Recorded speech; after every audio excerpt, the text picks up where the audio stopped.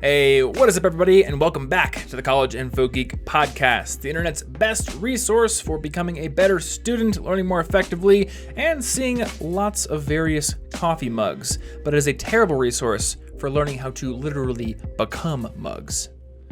You know, like the Cypress Hill guy? I don't know how to do that. I don't know how to become it either. Only one person has done it successfully so far. Only one. Now, anybody listening to this podcast could be the second. He could be the second coming of mugs. Or they could name themselves like Hugs. Yeah.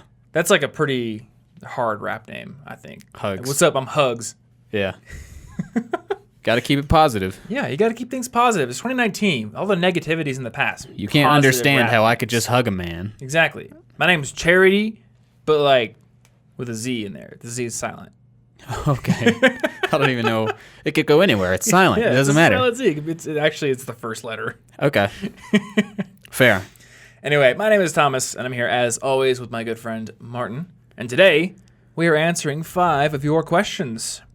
This is a little series we call 5 Questions. I can't imagine why we call it that. I think it's a pretty clever name. We do call it that.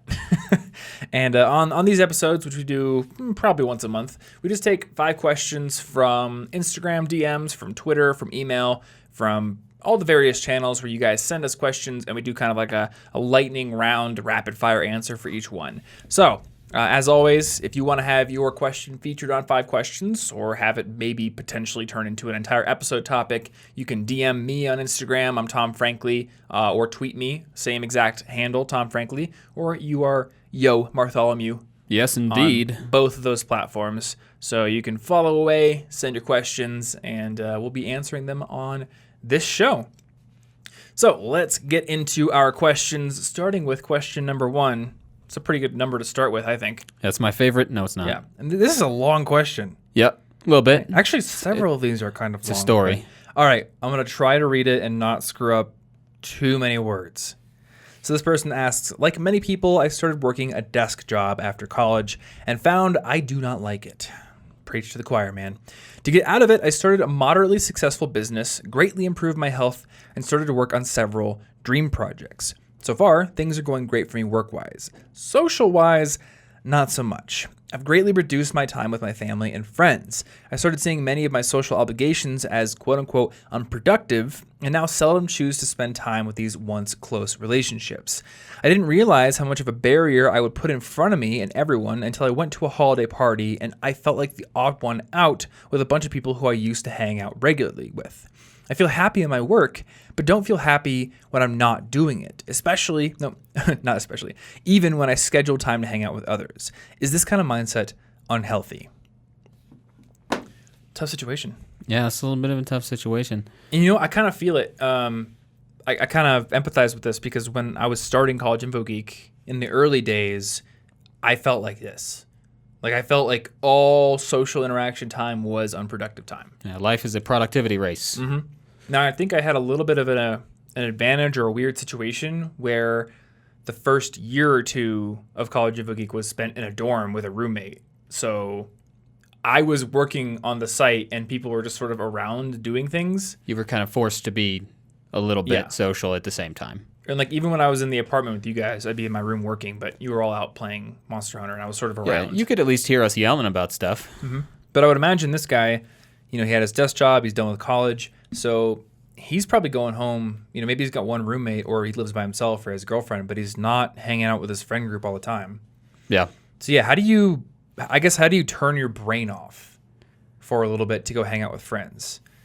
Because this is tough. And honestly, I'm not really sure what the answer is. Because when I was in that hyper-focused growth mode, it was very difficult for me to turn my brain off too. Yeah. Well, let me see. Well, first, unhealthy is an opinion, man, because I suppose if you chose this to be important, it's not unhealthy. But I wouldn't do it because at the end of the day, these accomplishments mean nothing if I can't relax and maybe even share my excitement in some of them with people. And it is very much okay to dial things back and schedule time with people, even with a significant other. You know, scheduling time means that if you're the kind of person who needs to schedule all your time, you're saying they're important. They're just as important as your work, so they also get scheduled. Yeah. and maybe it'll feel a little weird at first, but it's something that you're just going to have to do for a little bit before you get back in the loop, if you're out of loop with everybody. And it's also about managing expectations, I think, because if people know you're busy, then that's one thing. But if they think you're the kind of person who keeps saying, yeah, sure, we'll hang out, we'll totally do stuff, or you were super close, then immediately they're abandoned, that expectation has been broken. If they know you're busy, it'll be more okay. And if you're the busy one in this situation, which clearly you, the asker, are, then I think that it's kind of on you to be the leader to maintain these relationships. It's not on other people to bring everything to the table. So if you're out of the loop, it's because you haven't chosen to make the time for them. And at some point, people learn that you don't have time. So they just stop asking you things. Yeah. And that's the dangerous thing. If you say no to too many events, people will stop asking you, not because they don't want you to come, but because they just know that you will say no. And suddenly, you're out of the loop. So an idea I have here, this guy is like, he's totally in this building mode, right? He's in this growth mode. He's focused on his work. And perhaps hanging out with friends represents a sort of feeling of stagnation. Like maybe the things that they're doing are the same things they've always done. Yeah. So what if you took some of that excitement that you're getting from the growth of your business and all this self-development work you're doing, and you chose activities to do with your friends that kind of bring that over to your group interactions. So instead of just meeting your friends at the bar or going to play video games, you invite friends to go hiking with you or maybe take a class with you or something. Like my friend in Des Moines invited me to go take the ice skating class with him, and that's why I started skating. Yeah. It wasn't like, oh, come over and hang out and drink or whatever, because, I probably wouldn't have been that into that. But we were going and doing something where I was building a new skill while hanging out with him. And honestly, it was, I feel, more quality time than a lot of just hanging out playing video games would have been. Yeah, so if you don't like the common ground you have right now with your friends, maybe try to create some new common ground through something else. But you got to take the lead on this, because if you're not willing to give anything out of your busy schedule, then you shouldn't expect them to. So you got to take the lead, come up with something cool to do, and accept that it's going to be awkward the first few times, because you've got to do the original catching up part, and you've got to see them frequently enough that not every time you see them is oh, how's your life been? Because you can't just have that same conversation over and over. Yeah, the frequency matters. It's like if you don't work out for a long time, you're really sore the next day after you get that first workout. Yeah, you don't really make progress. You just kind of, okay, we're ready to make progress again. Now let's not do anything for a while. Yeah, and I think to put this into action, you're right that you do have to be the leader. Even if people are constantly inviting you to do things, if you don't like what they're inviting you to do, then you have to be the one to come up with something different. Yeah, because otherwise you are just saying no to everything. Yeah. And they're just going to stop. And we had a friend who said no to basically every invitation for a really long time. And it got to the point where we're like, we're just not going to invite you anymore because we know what you're going to say. Yeah. And I remember having a talk with him about that, and he was like, I feel really bad about that. But yeah, it's hard to see your patterns sometimes until you take a moment to actually look back and think really hard about it. Yeah. Well, it's very easy for us to notice a pattern in somebody else. But for our own behavior, every individual instance always has some sort of excuse that's different. Yeah. So we're like, well, this time it was because of this, and this time it was because my mom called actually, and this time it was just bad timing. So there's no trend line there. But from an outside perspective, it's easy for your friends to say, he just said no again and again and again. So eventually I'm just going to stop asking him. Yeah. So that's what you really want to avoid. Because to be successful without any friends is no fun. No, it's lonely at the top. Who listened to our How to Be Lonely Forever episode and was serious about it. Yeah, I mean that's not what I want. And you don't have to hang out with everybody all the time, because I have, you get older, people move away, but the expectation there is that maybe I'll catch up with them, a handful of times a year, maybe 3 to 5 times I'll reach out at least. And that's enough for some friendships. Yeah, exactly. You just need to know which ones they are. Yeah, that makes sense. All right, question number 2. How can I completely absorb and remember the information in books I read? I often forget parts of what I read if it is too long or complex. So this sounds like an active reading question. Yes. There's several ways you can do it. I think the best way to remember the information in books you read is to take notes and summarize it. I mean, when you put things in your own words, Just like when you take notes in a lecture, you're intaking the information, but you're also having to shape it into something that you can turn into your own words, your own letters on the page. You retain it more. Yeah, it's something like the Feynman technique. Because you're basically teaching yourself when you write the notes in your own words. They have to be in your own words. If you just copy a passage, it doesn't work. But Feynman technique is a little bit further. And I guess like the Feynman technique is probably like the ultimate way to remember something, because you are trying to put it into words that somebody who's a complete layman would understand. Yeah. Well, it's the extra. This is just like the mini version where you're trying to put it in your own words for yourself. Yeah. You'll understand it later. But and the problem with this is like it gets overwhelming. If you're a student, you have umpteen different reading assignments that you have to do every single week. And even if you're not, if you're like us, you have this goal to read for 20 minutes for you every day. Yep. And if you marry this goal to read consistently with the goal to understand and remember everything you read, it quickly gets overwhelming. Yeah. Because that can turn your 20-minute reading goal every day into 20 minutes of reading and 40 minutes of rereading and note-taking and summarizing, and now you've just created an hour of work for yourself. And if you have time for that, cool, but anybody got time for that? Yeah, so depending on the context of what you're reading, like for me, the answer is simply I don't remember all the information. Mm-hmm. A nonfiction book to me is fantastic if one change from it is something I adapt into my life. Yeah. And I've gone back to things like essentialism when I needed new inspiration, and then I'll take a second lesson from it. Yeah. But I never just read one nonfiction book and come out of it. Magically, my life is a perfect representation of what I just read. Mm-hmm. I will forget 90% of it. And that's kind of okay, because the stuff's still in my brain somewhere, waiting to wake up when I maybe think of something that connects to it. Well, something that I try to remind myself of a lot is people in my life will tell me to do things, or they will tell me that they have observed patterns in my behavior that I should probably change. And often it takes 2 or 3 people saying the same thing for it to really sink in. Yeah. So to expect that a paperweight dead tree thing is going to give you all this information that you're going to remember on the first reading, the first pass, even though like your interactions with other people don't do that, it's expecting too much of the book. Yeah, and sometimes literally you need to read a different book on the exact same topic because one specially worded sentence was the one that resonates with you. Yeah. So like I need that information to inspire me into action. I don't try to force myself to mimic a whole book or remember it. I don't remember.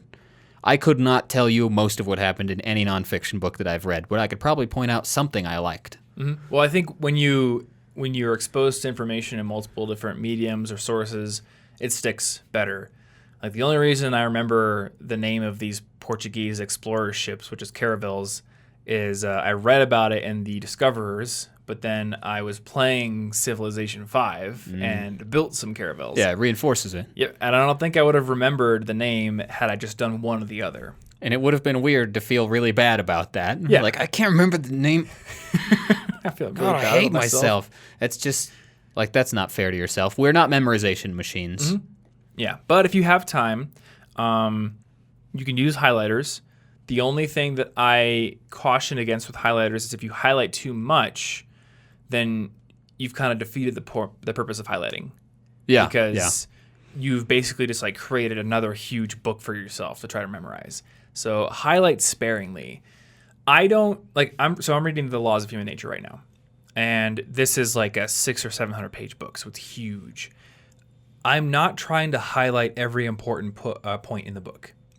Like I was reading the first chapter on developing rationality, and he's like, I've got this 3-step process for developing rationality. First, you have to become aware of your low-level emotions that affect your everyday decisions.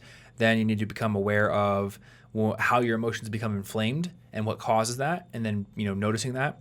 And third, you have to build like a high-level framework for thinking more rationally and thinking more deliberately through problems, like System 2 kind of thing. I didn't highlight any of that, because I knew like if I was highlighting all that, it would be half the page. So for me, I highlight things that stick out to me. It might just be like one passage here or there. Like I remember there was one little sentence that just said there is no law or institution powerful enough to change human nature. or to stop human nature or something like that. And I was like, that sticks out to me. I'm going to highlight that because I think that's useful for me to remember or think about. Yeah.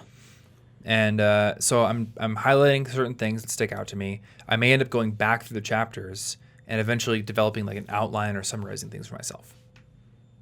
And the other thing, and I guess this should go without saying, but let's say it, you're going to remember and absorb the information from books you're more interested in.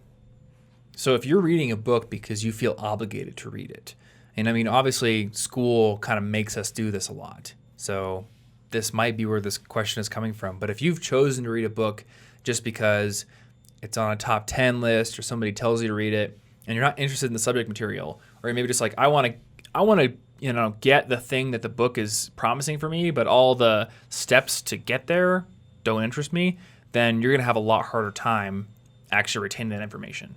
Yeah. So either find a way to get interested in the book or just pick a book that you're really interested in. Cool. So question number 3. I have a habit that I do and I don't like while taking notes, and it seems like I can't get rid of it. Okay. This habit is recording the lecture. The problem is, since I know that I'm recording the lecture, I end up focusing less during the class because I know that if I missed something, I already recorded it and I can listen to it later. I also end up taking fewer notes for the same reason. I really hate this habit because it takes a lot of time at home to listen to the records before I actually start studying. I try to stop doing it, but I'm so scared to miss something. And because of that, I keep doing it anyway. So what should I do? Yeah, this is ironic because they're so scared to miss stuff that they're doing something that does make them miss all of it. It's just It's digitally recorded, but they still missed it. So think about it this way. When you take notes, you are recording the lecture, but you're doing it in your own way because you're intaking the information into your brain, you're processing it in the moment, and you're creating a record of it that's in your own words. And this is far more powerful than a record of the lecture. And here's the thing. The lecture, it may present the material in a unique form, but it's almost guaranteed that everything that's gone over in the lecture is recorded somewhere. It's in your textbook, or it's in a lecture on YouTube, or it's in an online course somewhere. It exists. So to be constantly afraid that you're going to lose out on something if you don't record every single word that your professor says it's madness. Yeah. All that stuff exists somewhere.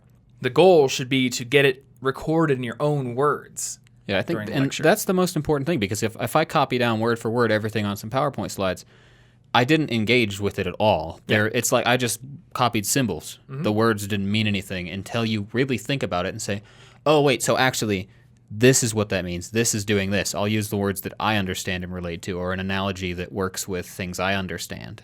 Yeah. If I can make an analogy to programming things, that might work for me, but it may not work for somebody who doesn't program. Mm-hmm. So your own words is important. And if you're scared you'll miss something, you'll always be scared, because even if I was listening to a recording, couldn't I still miss something and and then need to rewind it over and over? Maybe I wouldn't even notice. And if this is taking so much time at home, then what are they not doing with that time? Yeah. Maybe they're not reading their textbook assignments, or they're not actually doing active review with quizzes and things like that. Yeah. Much more powerful techniques. And if you happen to need to ask the teacher something, it is not going to go well if they talked about it several times. You ask a really simple question, and then you're like, oh, well, I've recorded it, but I wasn't really paying attention. They'll notice. They'll see if you're not paying attention. There may be a lot of people, but they probably will see that you're the one that's constantly just drifting off. Mm-hmm. And then when you do need help, that relationship isn't there, because they know that you just record things and you haven't been listening, and you couldn't ask a question in class, which could help your classmates and build a relationship with the teacher and show that you're being more active. Sometimes there are points for that, actually. Mm-hmm. Yeah, this is something that I advocate in my book, Ring Class for Everything That's Worth. So participate in discussions, ask questions, take as good of notes as you can, not as complete of notes as you can, because you don't want to be recording everything they say, but record what's important, and make your own notes and make your own diagrams, and make them a good representation of the topic in your own words. And if your motivation to do this is lower because you're going to have a record to go back to later, then just don't record it. This is akin to why people procrastinate. They're like, I'm not going to work right now because I know I have time later. Yeah. It's the same exact thing. It's like the knowledge that your future self has access or has the ability or has the time to do something basically like lets you give yourself a pass now. So this is why we end up doing a lot of things up against the deadline, myself included, because it's like the back against the wall thing. Yeah. You know, back someone into a corner, they're going to fight twice as hard because they know there's nothing else left. Yeah. And in this situation, though, you're also going to class twice as long because you need to play that. If I was just recording it, I just have somebody else record it and then skip class. But if you're going to class, get everything that it's worth because there's a reason there is a teacher there and not just literally press play on this recording. Mm-hmm. They would just, let me tell you, people like making money. If universities could teach you the same by just pressing play on a recording, they would have done it by now. The teacher's there for a reason. True. Yeah, I guess you could just go to online college. They expect you to interact with the teacher in some regard. Mm-hmm. Yeah. So practically, maybe what this person needs to do for the next week or so is don't bring your recording device to class. Yeah. Show up to class with a notebook and a pen, and that's it. Like, you can survive without your phone. That's how they used to record stuff. Mm-hmm. Yep. I don't know if they're using a tape recorder or a digital recorder at this point, but yeah, I don't know. I would imagine they're just using voice notes in their phone, you know? Yeah. And yeah, if it's hindering your ability or your motivation to participate fully in class, then don't do it. Yeah. And I think it'll feel better. Just skip it a couple times. It'll feel less and less scary every time you do it. Oh, good thing to note here. This is another example of the any benefit approach from Deep Work. Oh, yeah. Where he's talking about how people will convince themselves to use every single social media tool because for every single one, they can list out all these benefits they'll get from doing it. So it's like, if I get any benefit from this tool, then I am justified in using it. But what they don't think about is what the use of the tool is taking away from them. It's taking away their time, taking away their focus, giving up their data, all these things. So you got to ask yourself, what am I giving up? You know, and is that more important than the benefits I gain from using this tool? Yeah. In this case, I think that's the case. This week's episode of our show is brought to you by our friends over at Skillshare, which is an online learning platform that can help you improve your skills and your career prospects in a ton of different areas. They've got courses in business and analytics and marketing, video editing, graphic design, and productivity. And speaking of productivity, guess who has a course on Skillshare now? Is it me? It's not you.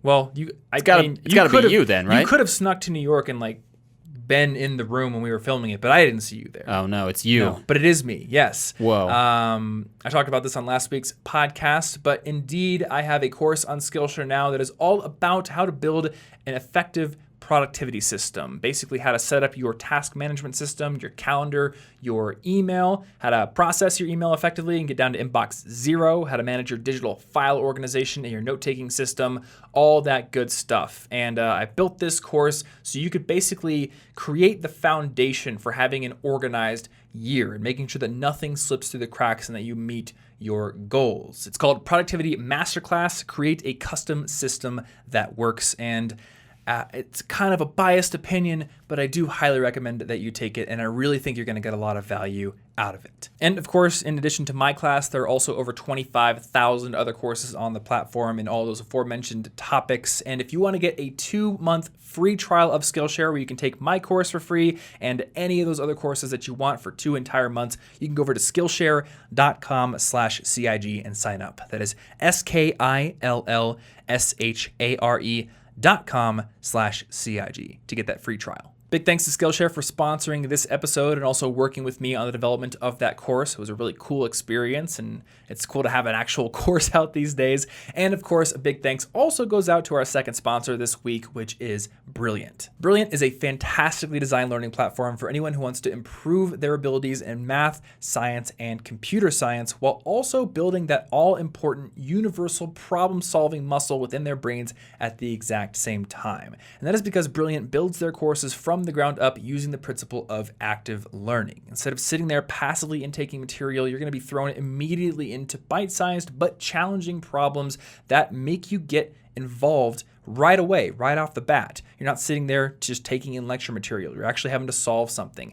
And even though the problems within their courses are bite-sized, they are challenging, and a lot of times you're going to find yourself getting stuck. But luckily, they do have this incredibly detailed wiki where you can go find example problems, and you can find detailed explanations of all the concepts that they cover, and you can come back armed with new knowledge and solve those problems. And while you're building your abilities in calculus, in gravitational physics, in computer algorithms, you're also building that universal ability to solve new and challenging problems, which is going to be very important in your future career. Now, in addition to their library of in-depth courses, Brilliant also has a new feature called Daily Problems, where every single day they're putting out new bite-sized problems that can give you an introduction to a new area, like engineering or science or logic or math. And every one of these problems gives you the framework and gives you the context and the tools you need to solve it, but they're still challenging. And once you solve those problems, if you find yourself interested in that particular topic, there's also a quiz on the side in their interface where you can go dig into even more problems within that conceptual area. So if you want to start learning for free today, you can go over to brilliant.org/collegeinfogeek. And if you're one of the first 83 people to use that link and sign up, you're going to get 20% off your annual premium subscription. Once again, brilliant.org/collegeinfogeek. And again, huge thanks to Brilliant for being a big supporter of our podcast. All right, let's get back into it. All right, number 4, how can I use audiobooks effectively? Such as the best ways to retain the information, our experiences, how to bookmark certain sections easily and refer back to them later, and similarly, how to follow up on information if it's relevant. Also, how can you avoid getting distracted and stay concentrated while listening to it, and what should you do if you lose concentration? I imagine that, well, actually, you've been listening to some audiobooks, haven't you? I've listened to a few foreign language ones, yeah. Are you doing any kind of like note-taking or bookmarking with those? Nope. Okay. Well, for my purpose, it's literally just listening practice, and I don't want to stop and record everything because I want it to just be, I'm going to miss some stuff. This needs to be more like conversation where I will miss stuff, and I need to be able to just pick up anyway in the middle. I can't stop people mid-conversation and pull out my dictionary and say, give me like 20 minutes. Yeah. So for my purposes, no research is warranted. Okay. So I guess the one thing I'll mention is the Audible app has a bookmark button. So at any point you can bookmark something and then you can add a note to it. And then you can look through all of your notes whenever you want in the list. So I guess that's like the best option you have. But audiobooks are naturally harder to review than physical books. You can't or Kindle. flip through them the same way. You can't flip through them. So what I honestly do a lot of times is I will do my first pass through the audiobook, and then I will go get the physical book or the Kindle edition and have it as a reference if it's really that important to me. Or you could get like they have that the syncing thing where you can listen to the audiobook and then it's progressing you through the Kindle book at the same time. Well, when we did the series on influence, I bought the Audible version and the Kindle version. And they do give you a discount if you buy them both. Then you could like highlight. You could be like, I liked that. Go back and highlight the physical passage you could read later. And I also use it to get through it faster. Because I would go, it was winter last year, I think, and I would go to basketball practice and I would listen while shooting hoops for 20, 30 minutes. And then I would go read after that. And that makes sense, actually, because we can read. We can get our reading speed way higher than people speak, speed-wise. And then you can still make use of the time where you couldn't physically read. Yeah. So it makes sense. Do you have a problem focusing when you listen? You listen to a lot more than me. Do you ever get distracted? It depends on what I'm doing. So for the 8-hour drive we had for Christmas, I was basically just like laser focused on the book.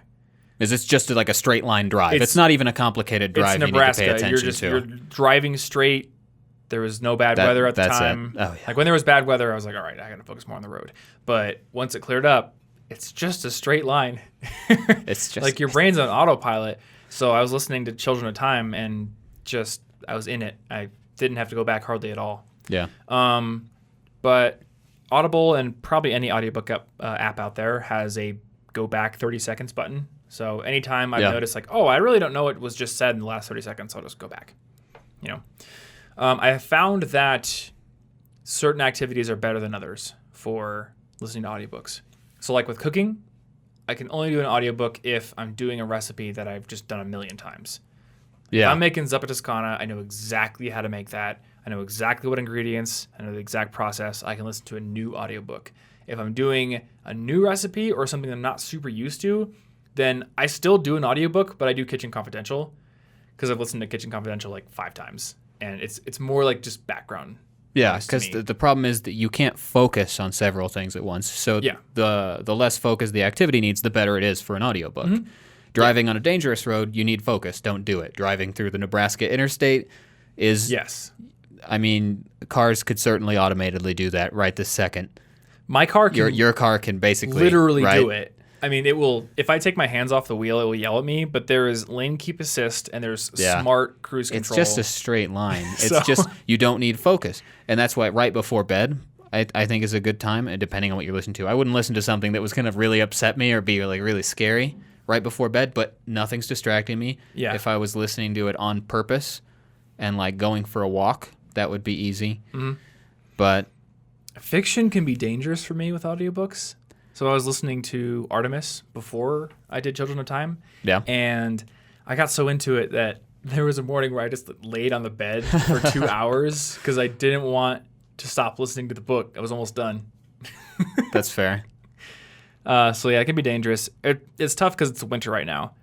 If it were the summer or a warm month, I would just go for a bike ride. Because we can't do everything outside. Yeah. That would be easy. And I can go for a walk, which I do. I've been walking to Starbucks in the morning, and that's about a 10 or 15-minute walk, and I'll get some audiobook listening in. But yeah, I guess if you're having problems concentrating, consider that maybe whatever you're doing that's in addition to the book is simply too focus heavy to be the appropriate activity for an audiobook. Yeah, or a new audiobook. Yeah. Like, I legitimately get enjoyment from listening to stuff I've listened to before, especially Kitchen Confidential. I don't know what it is about that book, but it's just when I'm cooking, I love listening to it.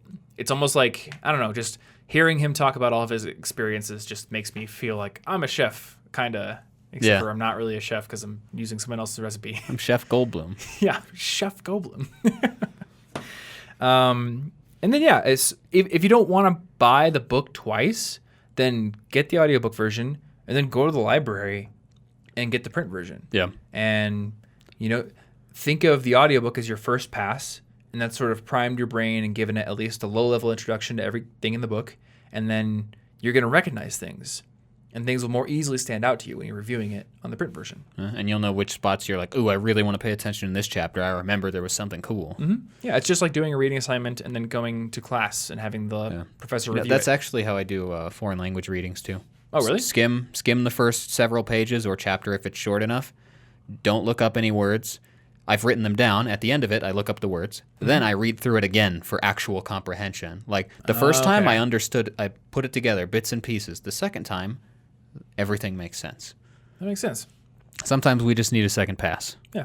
Yeah, I think a second pass I think it's underrated, and I think it can be very, very useful. Yeah. We have this culture of how many books did I read this year? I got 55 books on my Goodreads, but sometimes it's worth going through a book twice. Yeah, I'm rereading the Harry Potter series right now, actually. Mm-hmm. I just like to. And I imagine with Laws of Human Nature, I will end up going through it more than once because there's a bunch of stuff I want to talk about eventually. And I guess the second pass thing, to belabor this point, the second pass thing takes pressure off of you when you're going through it the first time. Yeah. Because one of my problems is I'll be going through a book and it's my first exposure to it, and I'm constantly thinking like, oh, is this line something I should highlight? Is this line something that I should develop into a video? And this is a particular problem for me. Everything I read, I think, oh, how can I turn that into content? It's very frustrating because I wish I could just sit down and read a nonfiction book and not feel like I need to do something content-wise with it, but that's how my brain works. But with First Pass, if I tell myself I'm going to come back and I will do like the work of seeing what I can use from this book in the second pass, then First Pass can be just pure, all right, I'm just reading it. Yeah. Oh, now note, if this seems like an ironic thing to point out after we specifically said don't record this class because you're getting a second pass, it's because they're having trouble focusing the first pass. If they were listening through the first pass and then getting a second pass through the recording, maybe that would actually be helpful. Yeah. But if the cost of the recording, if the cost of the second pass is that you won't even intake anything the first time, then it's not doing anything for you. Yeah, exactly. Yeah, so you just got to query your own brain on that. Look at your own behavior. Final question. I am approaching my final year of college, and my required classes to complete my major, which is mechanical engineering, are few. They're barely filling the full-time student required hours. With this extra time, I have come to a crossroads in scheduling. I could fit a minor into that last year, take on more work and extracurricular activities, or take classes I simply find interesting. So what should I do? Well, I can tell this person what I did. I mean, it's hard to say what you, the proverbial you should do, because we don't know what this person's depends on goals priorities. are. There's butterfly effect and all kinds of stuff. So it was either the end of my junior year or the beginning of my senior year, I went to add a speech communication minor, because I was in the exact same position this guy was in, or a girl, actually they didn't say. I had come into college actually with a ton of credits from high school. So I got to senior year, and I had 9 credits of required stuff, and you had to have 12 to be full time. So I thought, all right, why don't I go pick up a speech communication minor, because I think speech communication is going to be useful no matter what field I go into. You're always going to have to give presentations or talk with your coworkers and bosses and all kinds of stuff like that. So I added the minor, and then I went and added the classes, and there was a class on listening and a class on, for whatever reason, analyzing classical literature, which doesn't have much to do with speech. And then there were some speech classes. And I took them for a while and realized they were really gunking up my schedule and taking away the time I had to work on College Info Geek. And during that year, I actually got booked for a couple of speaking gigs. So I had this realization. I could take this minor, or I could work on my entrepreneurial project, and I could take on public speaking gigs. And that would give me the practice that I needed in speech that I would have gotten in speech communication. So I just dropped the minor, and I didn't take on more extracurriculars. I basically just focused on College Info Geek in addition to my classes. To get to full-time, I took bowling class, billiards class, and weightlifting class. All of them were 1 credit. Nice. So I just had forced exercise and sports practice for classes, which was honestly pretty good. I got pretty good at bowling, and I actually got up to a 300-pound bench that semester. And it was because I had to go twice a week. Yeah. Got to be there, otherwise you fail. Well, that's a good way to fill it up if you don't really have a reason. So, some career paths, maybe a minor might be useful. Mm-hmm. But I think that just stacking one on isn't always going to be as useful as just getting the experience like you went and did.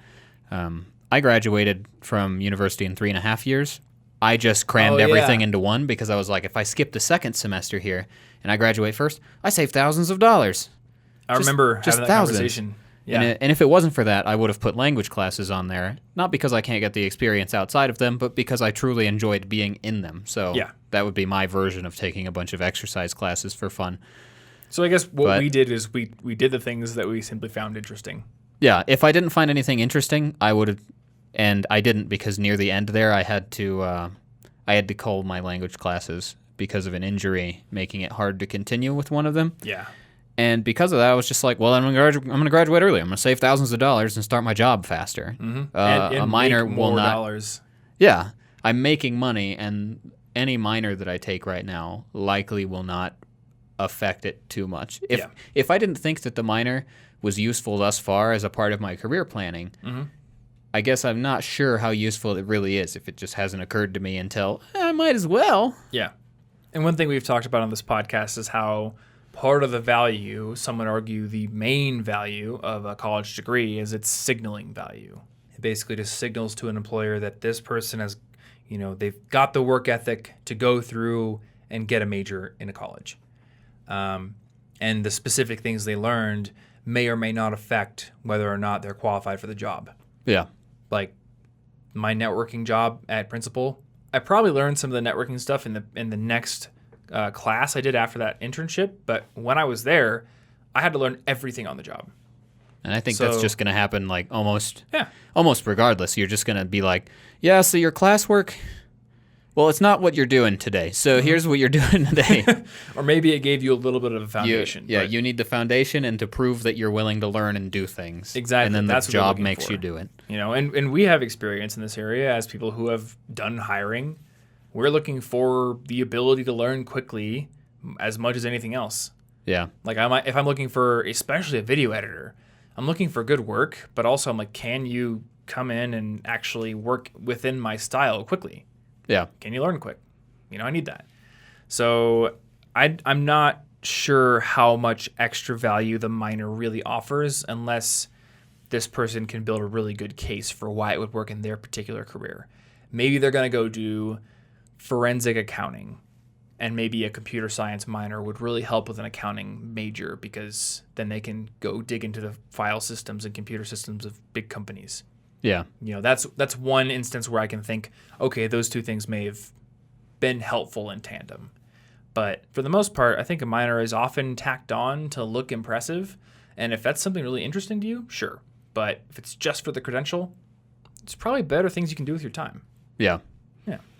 So that's all 5 questions. Once again, if you want your 5 questions, I guess you could send us 5 questions or just one question answered on this show. You can tweet us, Tom Frankly or Yo Bartholomew, or you can send us DMs, exact same social media handles, or you can just check out the show notes for this episode, which will have links to both of our social profiles and anything that we happened to mention here, which we will need to have links to. I'm not sure what that will be, but there's probably some links there. Probably some links to audiobooks, things like that. So what is this, 245? 46, I believe. 246, you're right. We're getting up there. Confused because there's a 5 in the 5 questions. So cigpodcast.com/246 if you want to get those show notes. And you can also, as always, go over to collegeinfogeek.com/resources to find our favorite apps, books, dorm gear, all kinds of great stuff that will help improve your life as a student and beyond. So check that out. If you want to support this podcast, a great way to do it is to give us a rating and review over on Apple Podcasts or iTunes on your desktop computer. And also make sure you're subscribed in your podcast app of choice, which could be Apple Podcasts, could be Google Podcasts, could be Overcast, Spotify, Pocket Casts, whatever. If you want to get the episodes downloaded to your device every single Monday morning and you can take them on the go, then definitely get subscribed. I think that's about it. So thanks for hanging out with us, as always, and we will see you in next week's episode. Stay cute.